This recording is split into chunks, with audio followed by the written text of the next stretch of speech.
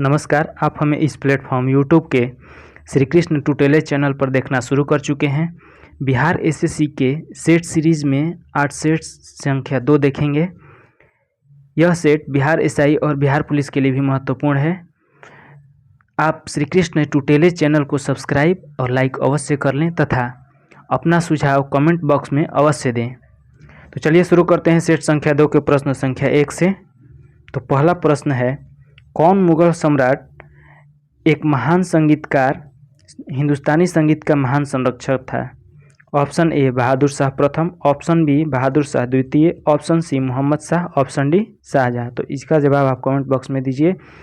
इसका सही उत्तर होगा मोहम्मद शाह। मोहम्मद शाह को ही संगीतकार, हिंदुस्तानी संगीत का महान संरक्षक माना जाता है।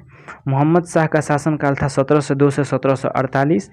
यह 13वें क्रम का बादशाह था और इसे रंगीला बादशाह भी कहा जाता है। चलिए अगला प्रश्न देखते हैं।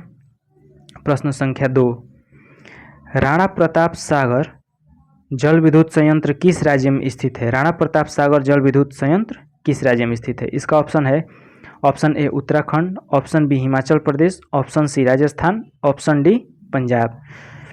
तो इसका सही उत्तर हो जाएगा राणा प्रताप सागर राजस्थान में स्थित है। राणा प्रताप सागर जल विद्युत संयंत्र राजस्थान में स्थित है। राजस्थान के कहाँ? रावत भाटा में, रावत भाटा के राजस्थान में स्थित है। यह चंबल नदी पर बना है। जो राणा प्रताप सागर जल विद्युत संयंत्र है चंबल नदी पर बना है और इसे पहली बार 1970 में खोला गया था।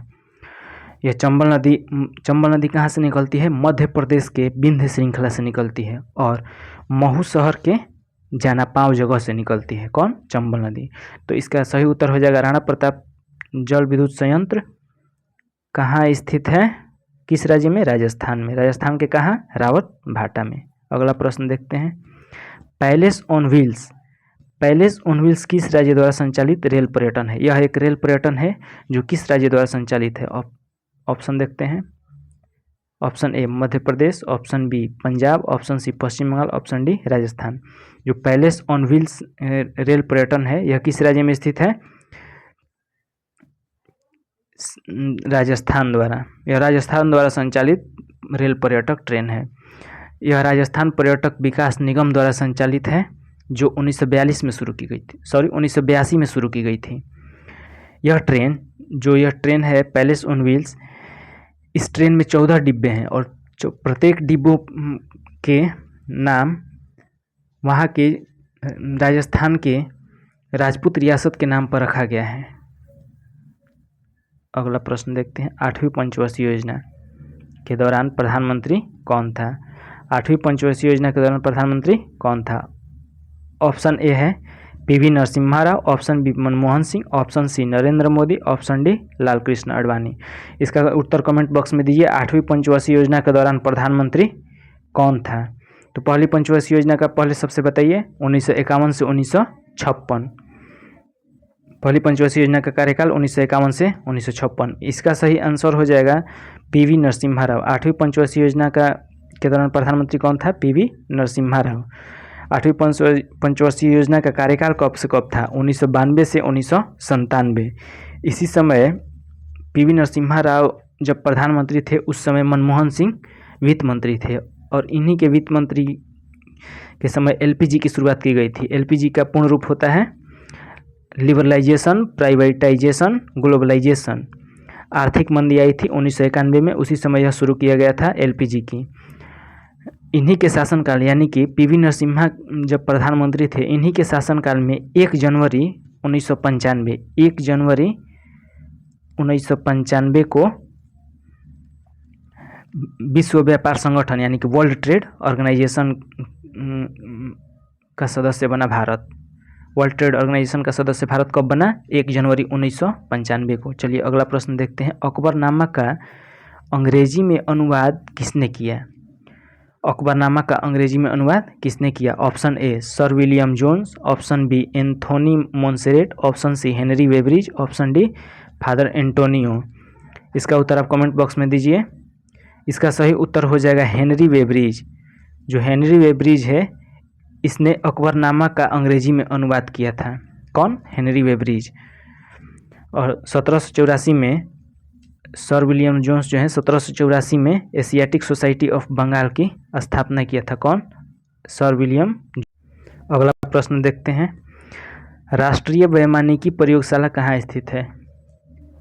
Option A Hyderabad, option B Bangalore, option C Kolkata, option D Delhi. इसका सही उत्तर आप बताइए। राष्ट्रीय वैमानिकी प्रयोगशाला कहाँ स्थित है? इसका सही उत्तर हो जाएगा बेंगलोर। बेंगलोर में राष्ट्रीय वैमानिकी प्रयोगशाला। चलिए देखते हैं इसकी स्थापना कब हुआ था। 1 जून 1959 में। 1 जून 1959 में इसकी स्थापना किसका? राष्ट्रीय वैमानिकी प्रयोगशाला की स्थापना हुआ था। और महत्वपूर्ण अनुसंधान संस्थान देखते हैं, जैसे केंद्रीय औषधि अनुसंधान संस्थान कहाँ पे है? लखनऊ में। केंद्रीय भवन यानी कि रुड़की में। भवन अनुसंधान संस्थान रुड़की में है। चमड़ा अनुसंधान संस्थान चेन्नई, चमड़ा चेन्नई में है। चमड़ा अनुसंधान संस्थान चेन्नई में है। रासायनिक प्रयोगशाला पुणे में है। तो हम लोग 4 ध्यान में रखेंगे, महत्वपूर्ण है। केंद्रीय औषधि अनुसंधान संस्थान लखनऊ में, केंद्रीय भवन अनुसंधान संस्थान रुड़की में, केंद्रीय चमड़ा अनुसंधान संस्थान चेन्नई में, केंद्रीय रासायनिक प्रयोगशाला पुणे में। तो इसका सही उत्तर हो जाएगा राष्ट्रीय वैमानिकी प्रयोगशाला कहाँ स्थित है? बेंगलोर। अगला प्रश्न देखते हैं, द ब्लू अम्ब्रेला उपन्यास किसने लिखा? द ब्लू अम्ब्रेला उपन्यास। Option A Khushwant Singh, option B Sharat Chandra Chattopadhyay, option C Ruskin Bond, option D Arundhati Roy. तो द ब्लू अम्ब्रेला उपन्यास किसने लिखा? इसका सही उत्तर हो जाएगा रस्किन बॉन्ड। रस्किन बॉन्ड द्वारा द ब्लू अम्ब्रेला उपन्यास लिखा गया था। और हम लोग देखते हैं खुशवंत सिंह द्वारा लिखा गया उपन्यास कौन सा है? ट्रेन टू पाकिस्तान और द कंपनी ऑफ वुमेन। इन्होंने 2 प्रमुख उपन्यास लिखी हैं, ट्रेन टू पाकिस्तान और द कंपनी ऑफ वुमेन। इसके बाद देखते हैं शरत चंद्र चट्टोपाध्याय। ये जो है ये कौन से लिखे हैं? देवदास और चरित्रहीन शरत चंद्र चट्टोपाध्याय द्वारा लिखा गया महत्वपूर्ण उपन्यास है। उसके बाद रस्किन बॉन्ड द्वारा, ये तो हो गया द ब्लू अम्ब्रेला। इसके बाद अरुंधति रॉय ने लिखा है the God of small things. कौन लिखे हैं? अरुंधति रॉय। तो इसका सही उत्तर हो जाएगा द ब्लू अम्ब्रेला का रस्किन बॉन्ड। चलिए अगला प्रश्न, डफला और लैम्पो जनजातियाँ किस राज्य में पाई जाती हैं? डफला और लैम्पो। इसका सही उत्तर हो जाएगा अरुणाचल प्रदेश। अरुणाचल प्रदेश में डफला और लैम्पो जनजातियाँ पाई जाती हैं। डफला जिसको नीसी और न्यासी जनजातियाँ भी कहा जाता है, जो डफला है इसको ही नीसी या न्यासी जनजाति के नाम से भी जाना जाता है। अरुणाचल प्रदेश में और महत्वपूर्ण जनजातियाँ भी पाई जाती हैं, जैसे अबोर, मोनपा, वांचो इत्यादि जनजातियाँ भी अरुणाचल प्रदेश में पाई जाती है।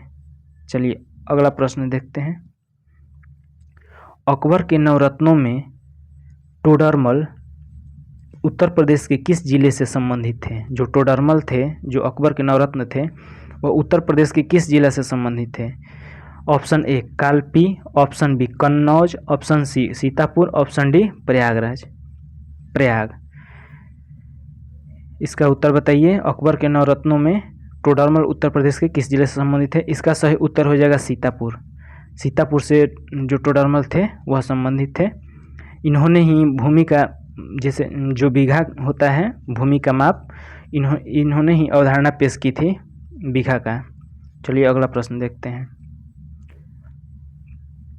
भारतीय खिलाड़ी पुलेला गोपीचंद किस खेल से संबंधित हैं? भारतीय खिलाड़ी पुलेला गोपीचंद किस खेल से संबंधित है? Option A football, option B badminton, option C athletics, option D basketball. इसका उत्तर आप कमेंट बॉक्स में बताइए। पुलेला गोपीचंद किस खेल से संबंधित है? इसका सही उत्तर हो जाएगा बैडमिंटन। पुलेला गोपीचंद जो है वो बैडमिंटन से संबंधित है। बैडमिंटन से और कौन कौन संबंधित है? जैसे साइना नेहवाल, पीवी सिंधु, किदाम्बी श्रीकांत, ये जो सब जो हैं बैडमिंटन से संबंधित हैं। अगला प्रश्न देखते हैं, भारतीय नौसेना का विद्रोह किस वर्ष हुआ था? भारतीय नौसेना का विद्रोह किस वर्ष हुआ था? Option A 1944, option B 1946, option C 1947, option D 1945। तो बताइए भारतीय नौसेना का विद्रोह किस वर्ष हुआ था? इसका सही उत्तर हो जाएगा 1946।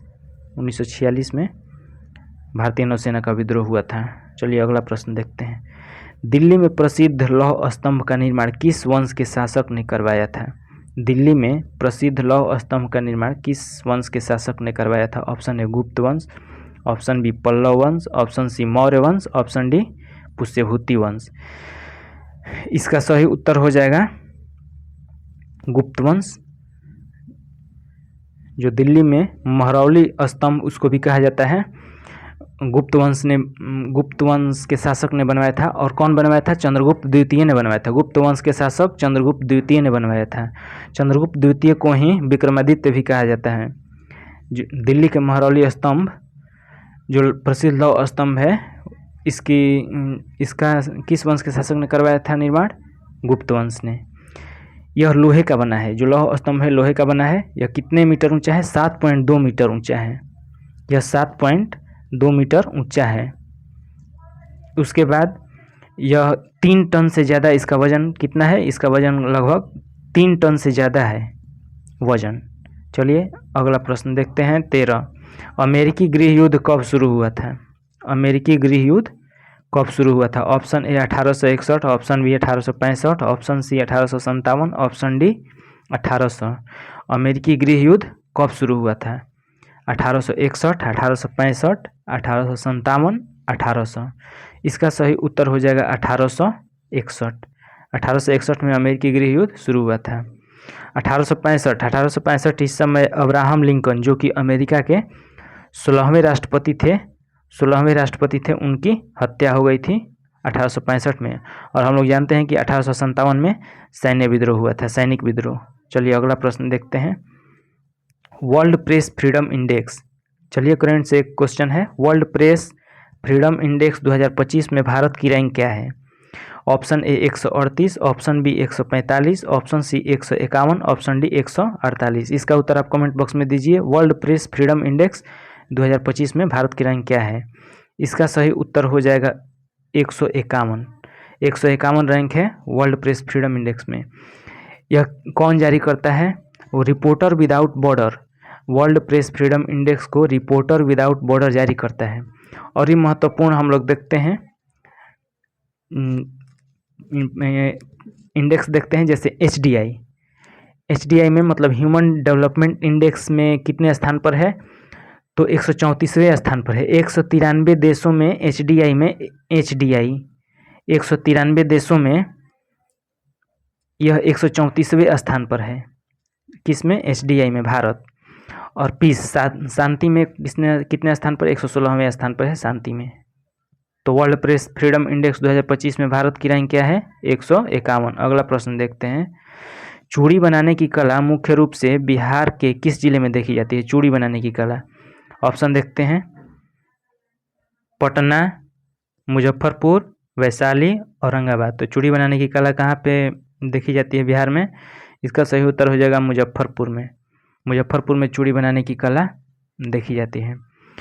चलिए बिहार के बारे में कुछ महत्वपूर्ण जानकारी देखते हैं। जैसे बिहार का पहला मुख्यमंत्री श्री कृष्ण सिंह और पहला गवर्नर जेम्स शिफ्टन। पहला गवर्नर जेम्स शिफ्टन और पहला मुख्यमंत्री श्री कृष्ण सिंह।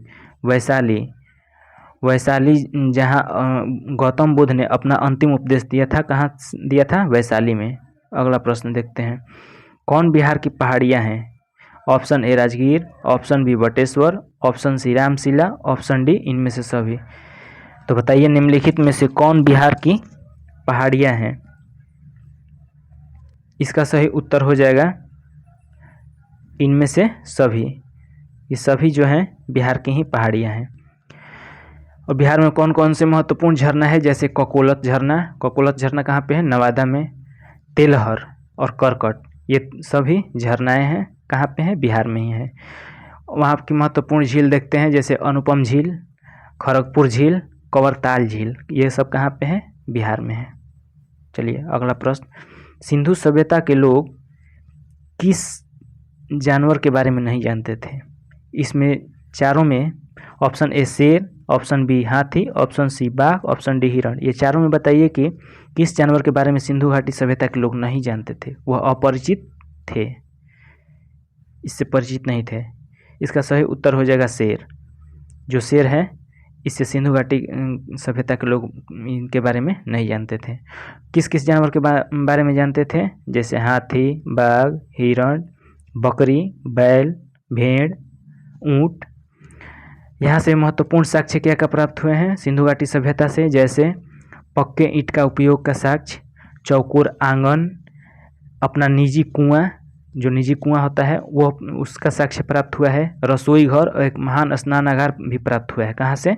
सिंधु घाटी सभ्यता से। चलिए अगला प्रश्न देखते हैं।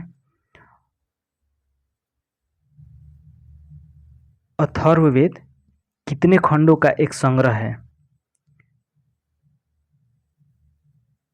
Option A 20, option B 10, option C 15, option D 5। तो बताइए अथर्ववेद कितने खंडों का संग्रह है? इसका सही उत्तर हो जाएगा ऑप्शन ए 20। जो अथर्ववेद है 20 खंडों का संग्रह है। वेद, चलिए वेद के बारे में कुछ जानकारी प्राप्त करते हैं। वेद, जैसे वेद 4 प्रकार के होते हैं। वेद 4 होते हैं, ऋग्वेद, यजुर्वेद, अथर्ववेद और सामवेद। ऋग्वेद जो सबसे पुराना वेद है। यजुर्वेद में यज्ञ और कर्मकांडों के विषय में जानकारी मिलती है। यजुर्वेद के 2 ग्रंथ हैं, शुक्ल यजुर्वेद और कृष्ण यजुर्वेद। और सामवेद में तो संगीत के बारे में जानकारी प्राप्त होती है। चलिए अगला प्रश्न देखते हैं। धरातल के सर्वाधिक भाग पर किस चट्टान का विस्तार पाया जाता है? धरातल के सर्वाधिक भाग पर किस चट्टान का विस्तार पाया जाता है? ऑप्शन देखते हैं इसका। ऑप्शन है कायांतरित चट्टान, आग्नेय चट्टान, अवसादी चट्टान, इनमें से कोई नहीं।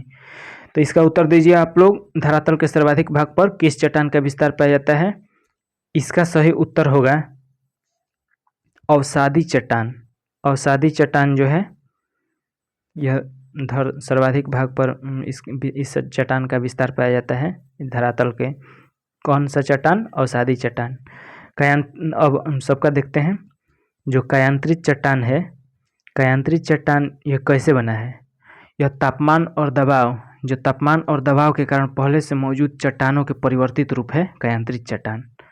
आग्नेय चट्टान यह ज्वालामुखी के मैग्मा और लावा के ठंडा होने से बनता है। जब ज्वालामुखी नीचे से निकलता है और ऊपर आके उसका मैग्मा और लावा ठंडा होता है तब बनता है आग्नेय चट्टान। अवसादी चट्टान यह जो है 75% भागों पर अवसादों के संचय से बनते हैं।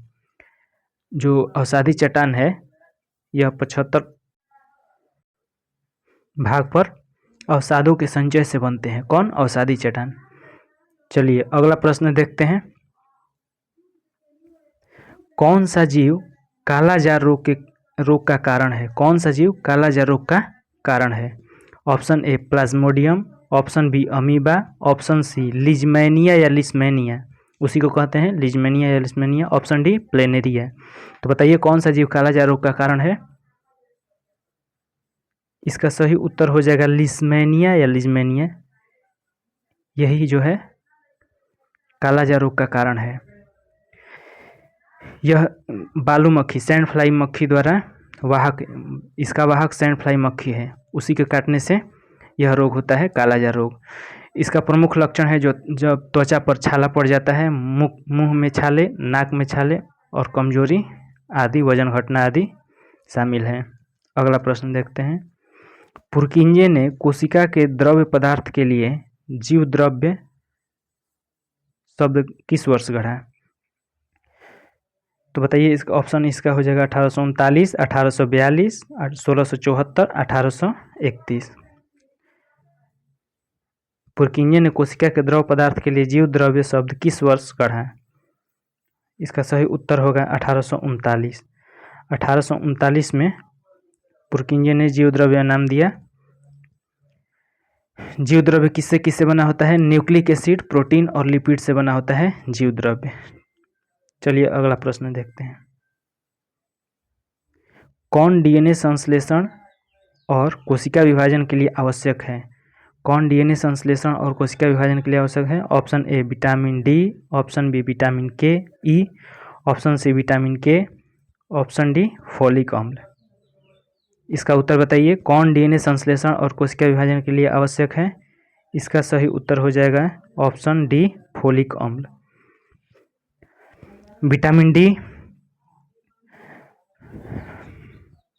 पोटेशियम और फास्फोरस के अवशोषण, रक्तचाप को कम करने के लिए विटामिन डी महत्वपूर्ण है। विटामिन के रक्त का थक्का बनाने में मदद करता है। और जो फॉलिक अम्ल है इसे विटामिन B9 भी कहते हैं। विटामिन B9 भी कहते हैं किसको? फॉलिक अम्ल को। चलिए अगला प्रश्न देखते हैं। कौन सा पादप हार्मोन फल के पकने को नियंत्रित करता है? कौन सा पादप हार्मोन फल के पकने को नियंत्रित करता है? इसका ऑप्शन देखेंगे। Option A ethylene, option B zeatin, option C auxin, option D gibberellic अम्ल। इसका सही उत्तर हो जाएगा एथिलीन। जो एथिलीन है यह फल को पकने को नियंत्रित करता है। ऑक्सिन है, चलिए इसके बारे में जानते हैं। ऑक्सिन कोशिका वृद्धि और कोशिका विस्तार में मदद करता है। जिब्रेलिक अम्ल जो है वह कोशिका विभाजन और वृद्धि में मदद करता है। अगला प्रश्न देखते हैं। अतिरिक्त 21वें गुणसूत्र के कारण कौन सी बीमारी होती है?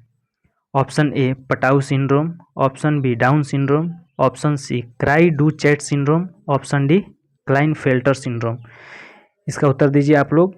अतिरिक्त 21वें गुणसूत्र के कारण कौन सी बीमारी होती है? इसका सही उत्तर हो जाएगा डाउन सिंड्रोम। ये जो डाउन सिंड्रोम है अतिरिक्त 21वें, इसका मतलब क्या हुआ? इसमें 21वें गुणसूत्र में एक और गुणसूत्र, एक और क्रोमोसोम आके जुड़ जाता है। जैसे इसे ट्राइसोमी 21 भी कहा जाता है। मतलब 21वें में 3 जुड़ जाता है, 3 क्रोमोसोम। इसके कारण शरीर में विकास में बाधा पहुंचता है। किसके कारण? Down syndrome. और जो पटाउ सिंड्रोम है इसके बारे में जानते हैं। इसे ट्राइसोमी 13A सिंड्रोम कहते हैं। ट्राइसोमी 13A सिंड्रोम, इसमें 13वां में आके जुड़ता है। इसमें मानसिक मंदता, मतलब मंदबुद्धि का आदमी हो जाता है। पटाउन सिंड्रोम होने से मंदबुद्धि का आदमी हो जाता है। और होठ पर कट का निशान लग जाता है, ऊपर वाले होठ पर कट का निशान लग जाता है, उसे पटाउ सिंड्रोम का लक्षण कहा जाता है। क्राई डू चैट सिंड्रोम, इसमें गुणसूत्र 5 गायब होने के कारण बनता है। इसमें आनुवांशिक विकार होता है। और इस जो क्राई डू चैट सिंड्रोम है इसमें जो बच्चों में होता है वह बिल्ली के रोने के समान आवाज़ निकलता है। और अगला है क्लाइनफेल्टर सिंड्रोम। इसमें एक अतिरिक्त एक्स लिंग गुणसूत्र जुड़ता है। जैसे 44 प्लस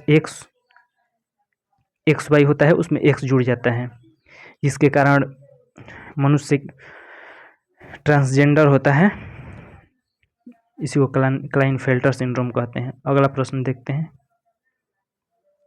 निम्नलिखित में से किस स्थान पर दिन और रात के तापमान में अंतर सबसे अधिक होने की संभावना होती है? ऑप्शन ए चिल्का झील, ऑप्शन बी अंडमान व निकोबार द्वीप समूह, ऑप्शन सी थार रेगिस्तान, ऑप्शन डी एवरेस्ट चोटी। उत्तर दीजिए आप लोग। इसका सही उत्तर हो जाएगा थार रेगिस्तान। जो थार रेगिस्तान है यहाँ पर दिन और रात के तापमान में अधिक अंतर होता है। दिन में लगभग 50 डिग्री टेम्परेचर बढ़ जाता है और रात में 15 डिग्री तक घट जाता है। जो थार रेगिस्तान है यह दुनिया का 17वां सबसे बड़ा रेगिस्तान है और दुनिया का 9वां सबसे गर्म उपोष्णकटिबंधीय रेगिस्तान है। कौन? थार रेगिस्तान। और भारत का सबसे बड़ा रेगिस्तान है थार, जो 60% राजस्थान में स्थित है। चलिए आज के लिए इतना ही। और ये क्वेश्चन आप लोग कमेंट बॉक्स में इसका उत्तर दीजिएगा। एशिया कप हॉकी 2025 का आयोजन किस भारतीय राज्य में किया जाएगा? भारत का कौन सा राज्य मेजबान होगा एशिया कप हॉकी 2025 का? इसका उत्तर आप कमेंट बॉक्स में दीजिएगा। तो चलिए आज के लिए बस इतना ही। धन्यवाद।